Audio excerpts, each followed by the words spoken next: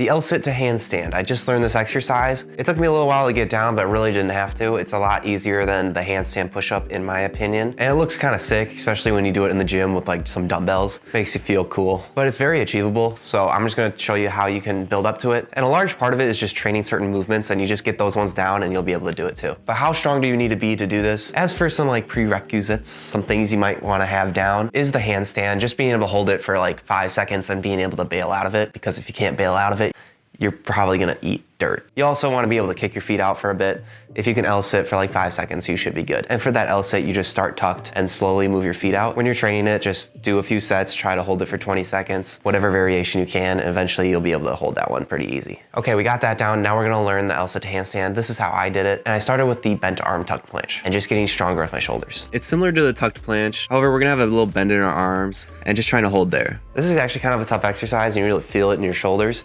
especially when you first start, because it's not really something you train that often, just holding yourself in a ball. But you get stronger at it, and then eventually you're gonna wanna kick your feet up, and then you're kinda in a bent arm handstand. The main part of it is just building up strength so you can like control the entire movement of the L-sit to handstand. I also like to combine the L-sit and the bent arm planche to really get that first part of the motion down. It really helped me develop strength in my core and my shoulders, and allowed me to make that part of the transition really smooth. I also did some 90-degree hold training, toe taps, and just leaning forward, as well as some pseudo planche push-ups. Just building up strength in your shoulders is gonna make this movement like 5 times easier, because having that strength is gonna allow us to just control the entire movement. And once we can control the entire movement, I guess we can do the movement. We'll have it in the bag. But getting that part down is easy. The hard part is, pushing all the way up into a handstand. And to learn that, we just gotta focus on the same things as the handstand push-up, pike push-ups, elevated pike push-ups, and push-ups against the wall. Or you could do military press. Personally, I think the bodyweight ones transfer a little bit better, especially when you do them in certain ways. For example, I would train my pike push-ups leaning forward a lot more. When you do the pike push-up, you wanna lean as far forward as you can and just stack all of the body weight onto your shoulders, which makes it a lot more difficult. So as slowly as you get tired, you can move back into a normal pike. But in the beginning of the workout, when you're like really strong, you're gonna wanna put all your weight forward and eventually even have your feet lift off the ground and hold that, and then pop back into a pike push-up. And you're kinda like floating up, and then going back down and up into the push-up, and then going back down and then like floating up. It really helped me build up strength. And just having that control of your body weight and being able to push it over your head is gonna help us get to that handstand. But there's one more thing we can do for control, and that's to train the negative. So starting from the handstand and then transitioning into the L-sit. It looks like you have so much control and it just looks really cool, which when I first heard of this exercise, I was like, there's just no way I can do that. I just dropped. Fell down. It kind of looked like I was humping the ground too. I started training it. Like training other negatives, you start to gain control really fast, and soon you can control more and more of that movement. Just like if you're doing a pull-up negative or anything like that. I would say this is probably the best exercise to train, even if you can't really do it. Just try it, Even if it's like a handstand push-up negative where you're just in a handstand and lowering, just trying to hold that down motion is really gonna help.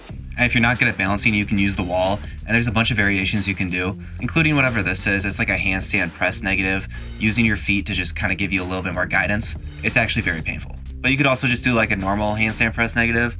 Just use the wall if you need it.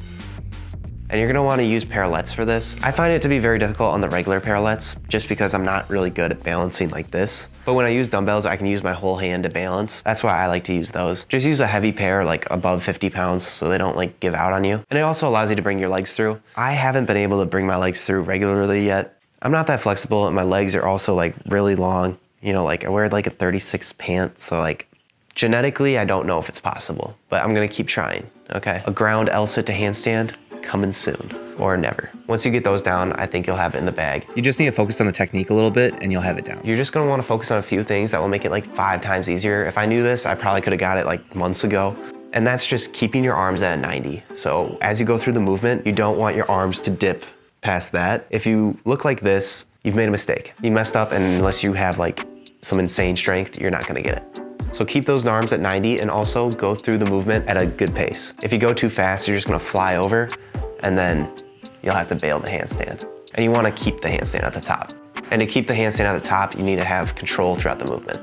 I don't have one to show you where like I'm holding it at the top for very long, but I have done it off camera. Yeah, sure. Bet you did. No, I'm serious, I actually have. A little sore, just give me a little bit and I'll show you it later. Seriously though, you should really train this one. It's pretty awesome, in my opinion.